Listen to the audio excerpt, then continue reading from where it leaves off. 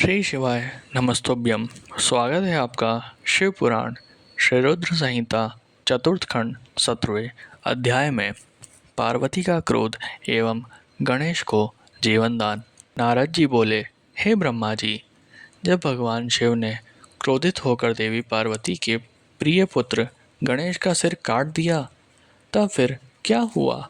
जब देवी पार्वती को गणेश की मृत्यु की सूचना मिली तो उन्होंने क्या किया?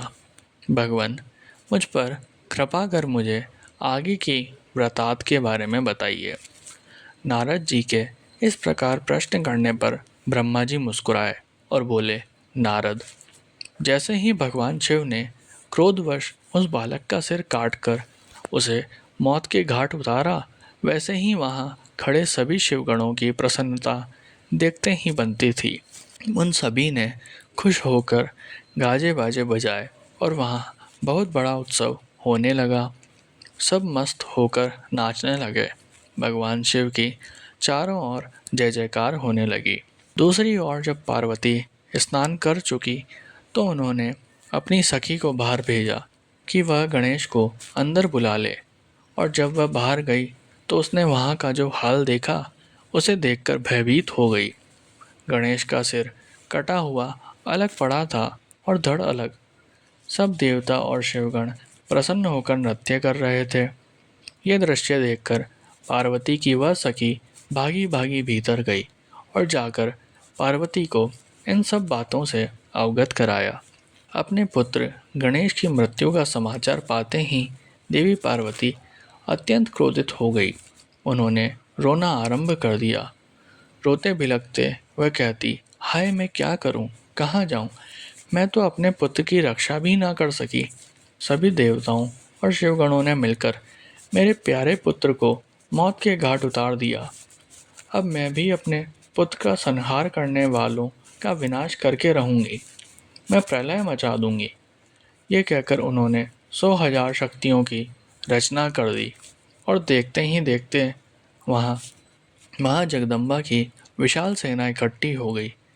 वे शक्तियाँ प्रकट होते ही हाथ जोड़कर पार्वती को प्रणाम करते हुए बोली, हे माता, हे देवी, हम सबको इस प्रकार प्रकट करने का क्या कारण है? हमें आज्ञा दीजिए कि हम क्या करें।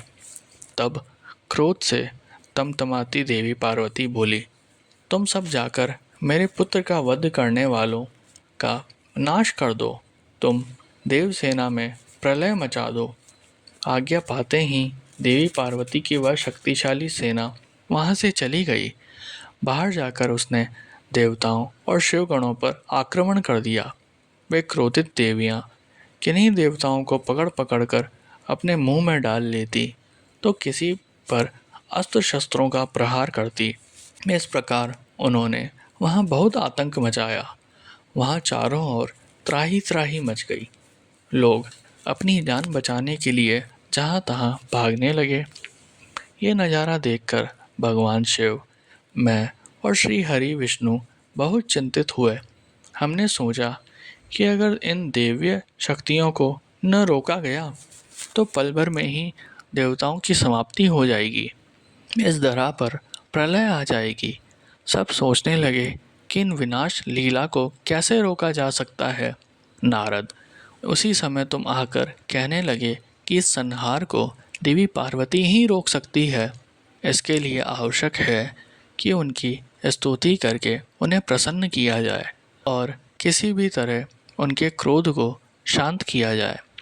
सभी देवताओं को तुम्हारा ये विचार बहुत पसंद आया, परंतु देवी पार्वती के गुस्से से सभी घबरा रहे थे।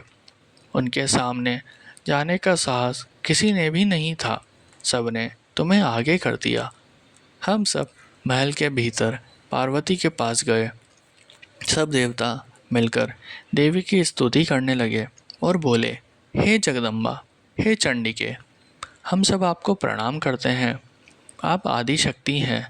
आप परम शक्तिशाली हैं। आपने ही इस जगत की रचना की है। आप ही प्रकृति हैं। आप प्रसन्न होने पर मनोवांछित फलों को देती हैं, जबकि क्रोधित होने पर सब कुछ छीन लेती हैं। हे देवी, हम सब अपने अपराध के लिए आपसे क्षमा याचना करते हैं। हम सबके अपराध को क्षमा कर दीजिए और अपने क्रोध को शांत करो। हे महामयी, हम तुम्हारे चरणों में अपना शीश झुकाते हैं। हम पर अपनी कृपा दृष्टि करो। हे परमेश्वरी, सब कुछ भूलकर प्रसन्न हो जाओ और भयानक रक्तपात को रोक दो। इस प्रकार देवताओं की स्तुति सुनकर देवी चुप रही। कुछ समय सोचकर बोली, हे देवताओं, वैसे तो तुम्हारा अपराध सर्वथा अक्षमय है, फिर भी तुम्हारी क्षमा याचना को मैं सिर्फ एक शर्त पर स्वीकार कर सकती हूँ। यदि मेरा पुत्र गणेश पहले की भांति जीवित हो जाए तो मैं तुम सबको क्षमा कर दूंगी। यह सुनकर सब देवता चुप हो गए, क्योंकि यह तो असंभव कार्य था। फिर सभी देवता हाथ जोड़कर करुण अवस्था में भगवान शिव के सामने खड़े हो गए और बोले, भगवान, अब आप ही हमारी रक्षा कर सकते हैं। जिस प्रकार आपने गणेश का सिर काटकर उसे मारा है, उसी प्रकार अब उसे जीवित कर दीजिए। देवताओं की प्रार्थना सुनकर भगवान शिव बोले कि देवताओं, तुम परेशान मत हो, मैं वही कार्य करूँगा जिससे तुम्हारा मंगल हो। भगवान शिव ने देवताओं को आदेश दिया कि उत्तर दिशा में जाओ और जो भी पहला प्राणी मिले उसका सिर काटकर ले आए। तब उसका सिर हम गणेश के धड़ से जोड़कर उसे जीवित कर देंगे। देवता उत्तर दिशा की ओर चल दिए। वहाँ सर्वप्रथम उन्हें एक दांत वाला हाथी मिला। वे उसका सिर काटकर ले आए। वहाँ महल के द्वार पर वापस आकर उन्होंने गणेश के धड़ को धो पोंछकर साफ किया और उसकी पूजा की। तब उसमें हाथी का सिर लगा दिया। तत्पश्चात श्री हरि विष्णु ने भगवान शिव के चरणों का ध्यान करते हुए मंत्रों से अभिमंत्रित जल गणेश के मृत शरीर पर छिड़का। जल के छींटे पड़ते ही भगवान शिव की कृपा से वह बालक ऐसे उठ खड़ा हुआ जैसे अभी अभी नींद से जागा हो।